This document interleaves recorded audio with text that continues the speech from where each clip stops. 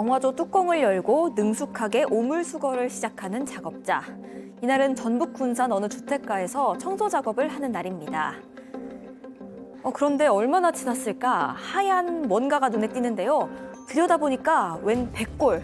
당연히 동물 사체겠거니 했지만 갈비뼈에 넓적다리뼈 그리고 해골까지 누가 봐도 사람의 것입니다. 오늘 사건연구소의 키워드는 정화조에서 발견된 백골입니다. 자, 평소와 다를 바 없이 정화조 청소 작업을 하던 그 업체 직원의 눈에 하얀 무언가가 확 들어왔다는 거죠. 자, 그런데 보니까 개뼈 같기도 하고, 근데 개뼈라고 하기에는 너무 컸다는 거죠. 자, 봤더니 결국 사람의 뼈였습니다.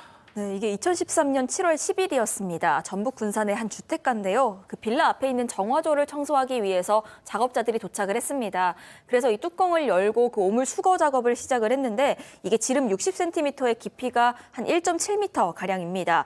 그런데 작업 도중에 그 오물이랑 같이 웬 뼈가 딸려 올라온 겁니다. 그런데 종종 이런 작업하다 보면요 안에서 동물뼈가 발견되는 경우가 있었답니다.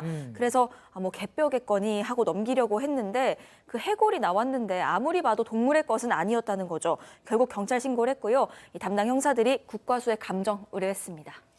그러면은 사망한 지 꽤나 됐을 것 같은데요. 국과수 감정 결과 사망한 지 1차 한 4, 5년 정도 된 걸로 추정을 했습니다. 그래서 바로 이제 이 누구의 어떻게 보면 신원을 파악하는 게 중요하지 않습니까? 인근의 실종자들을 대상으로 수사를 시작을 했습니다. 그 주변 사람들 중에서 실종자의 가족들 DNA를 모아서 대조를 했는데 얼마 지나지 않아서 밝혀졌어요. 예. 이 정화조 바로 앞집에 살고 있었던 82세, 실종 당시 82세였던 손모 씨의 백골이었던 겁니다. 손자의 DNA와 일치를 했습니다.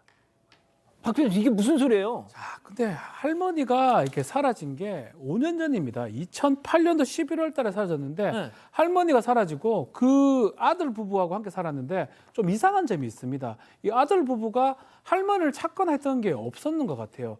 특히 며느리 김 씨의 얘기에 따르면 할머니가 어느 날 외출하고 돌아가니까 시어머니가 사라졌다 이렇게 얘기하면서 가출한 것 같다고 하면서 옷도 없어졌고 200만 원 정도 가지고 나가셨다고 하면서 동네 사람들 말로는 보따리 싸고 갔더라라고 상세하게 설명을 했다고 하고요. 이때 2013년도 백골 발견됐을 때 이때 경찰한테도 2008년도 똑같은 얘기를 했다고 합니다. 이건 사건인 것 같은데요. 네, 이거는 뭐 사건으로 봐야 되는 그런 상황입니다. 왜 그러냐면 사라진 그 시어머니가 멀리도 아니고 바로 그 집 바로 앞에 있는 그 정화조에서 백골 사체로 발견이 됐다. 그러면은 이게 뭐 여러 가지 이 얘기 나온 것을 봤을 때 거기에서 발견됐다는 것은 이것은 사고가 아니라 꽁꽁 어떻게 그 시신을 갖다가 어디에 숨겨놓은 이 사건으로 우리가 볼 수밖에 없는데 경찰이 이 DNA 의뢰서를 보여주니까 바로 이 며느리 김 씨가 사실을 털어놓기 시작합니다. 어떤 사실요? 자기가 시어머니를 살해하고 그 시신을 아이고야. 바로 거기에다 유기를 했다는 거죠. 이게 뭐 생각만 하더라도 끔찍한 일인데 그런데 이제 이 남편 같은 경우는 주로 이제 타지에서 일을 하러 나가는 그 상황이라서 가끔씩 집에 들어온 상태니까 자기 아내가 어머니가 돈 200만 원 가지고 보따리 이렇게 싸서 집을 나갔다라고 하는 그것에 대해 가지고 그냥 믿을 수밖에 없었다라고 하는 그런 그 상황이 돼버린 것이죠. 아니, 며느리가 시어머니를 왜 살해합니까? 자, 며느리 김 씨 진술에 따르면 2008년도에 있었던 일인데요. 당시 시어머니가 치매 증세를 좀 앓고 있었다고 합니다. 그래서 집에 좀 늦게 돌아와 보니까 시어머니의 치매 증세 때문에 뭐 대소변 같은 것들이 좀 있었고 이것을 치우고 있는데 뒤늦게 시어머니가 와서 뒤에서 이런 말을 했다고 해요. 어떤 욕설 비슷한 얘기를 했던 것 같습니다. 신랑 없다고 이 늦게 다니냐? 혹시 바람 피우냐? 미친 X, 무슨 짓을 하고 밖에 돌아다니냐? 라고 욕설을 했다고 합니다. 저 욕설에, 그러니까 당신이 이렇게 한 그 대소변을 치우고 있는 며느리한테 저런 욕까지 하니까 네, 그런데 그렇다고 해서 무슨 살해할 의도가 처음부터 있었던 건 아닌 것으로 보입니다.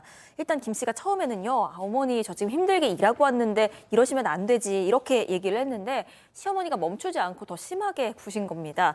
그래서 순간적으로 화가 나서 손으로 가슴 부위를 떠밀었는데 넘어지면서 방문턱에 머리를 부딪혀서 그대로 숨졌다는 진술이었습니다. 덜컥 겁이 나서요, 그날 밤에 그 시어머니 시신을 집 밖으로 끌고 나와서 이 집 앞에 있는 정화조 뚜껑을 열고 그 안에 밀어 넣었던 겁니다. 이것도 뭐가 됐든 산 사람의 일방적인 주장이니까요. 자, 근데 이 당시 우리 JTBC 취재진이 군산교도소에 수감돼 있던 이 며느리 김 씨를 만나려고 갔습니다. 면회 신청을 했어요. 만났습니다. 잠깐 그 장면 보고 가시죠. 치매 때문에 많이 힘드셨어요? 네, 후회는 하세요? 후회하죠. 뭘 제일 후회하세요? 안 할래요. 안 할래요. 자, 면회 신청을 수락했던 거 보면 뭔가 할 말은 있었던 것 같은데 정작 만나서는 안 한다고 그러고요. 아무래도 자기 그 방어 본능이 좀 가동된 것 같습니다. 이제 이 얘기를 해봐야 크게 자기한테 이룰 것이 없다라고 생각을 한 것 같은데 어쨌건 이 김 씨가 체포가 되고 난 이후에 경찰에서 한 얘기가 있습니다. 당시 신고를 했었어야 했는데 하루하루가 지옥 같았다. 이거는 본인이 정말 인간이라면 그렇게 느낄 수밖에 없는 거죠. 그런데 이제 후련하다. 차라리 이렇게 드러나서 후련하다 이렇게 얘기를 했고요. 그런데 이 와중에 지금 치매 때문에 힘들었다라고 하는데 이웃에서는 그 할머니 치매하고는 전혀 상관이 없는데 이런 얘기들이 나오고 있었고요. 또 이제 실종 직전에 며느리가 이 할머니 밥을 주지 않아서 앞집에서 할머니가 밥을 갖다가 얻어 먹기도 했다라고 하는 이런 증언들이 나오고 있긴 있는데 실제로 이제 확인을 해보니까 숨진 그 손모 할머니가 치매로 병원에 간 사실이 전혀 없었다라고 하는 아이고야. 것이 그거는 팩트로 밝혀졌다는 거죠. 그래서 이 치매가 아니라면 며느리가 진술하는 것이 또 이게 어떤 그 신뢰성의 문제가 될 수가 있는데 이 사실 이 사건이 정말 며느리가 실수로 해서 그렇게 한 것인지에 대한 여러 가지 의혹이 있긴 있었습니다만 수사 끝에 결국 이제 결론은 우발적으로 벌어진 폭행치사로 그렇게 가닥이 잡혔습니다. 법원의 판단은 어땠을까요? 일단 적용된 혐의는 폭행치사하고 사체유기였습니다. 그리고 결론을 말씀드리자면 징역 3년형이었어요. 3년이요? 사실 굉장히 낮게 보이는데 이런 겁니다. 만약에 살인이라고 하는 범죄를 입증하려면 굉장히 무거운 범죄잖아요. 그래서 예. 아주 엄격한 증거를 가지고 입증을 해야 하는 거죠. 의심스럽다라고 했었을 때는 오히려 피고인의 이익으로 해야 되는 게 우리 형사의 원칙이니까 법원도 그렇고요. 수사기관 입장에서도 예를 들어서 무슨 경찰에 그전에 출동했던 기록이 있다든지 아니면 백골이지만 공격을 당했던 흔적 같은 것들이 이곳저곳에 골절이 있다든지 이런 상황이었으면 모르겠는데 아무것도 없었던 겁니다. 그러니 적용할 수 있는 게 결국 최소한으로 갈 수밖에 없었던 그런 상황이었던 거예요. 거기에 더해서 이제 남편도 선처를 바라고 있었던 이런 사정들을 참작을 해서 사람이 목숨을 잃었지만 형량은 징역 3년에 그쳤습니다. 남편분이 선처를 구했군요. 알겠습니다. 가족 여러분 잊지 마시고 구독과 좋아요 알림 설정 여기. 여기.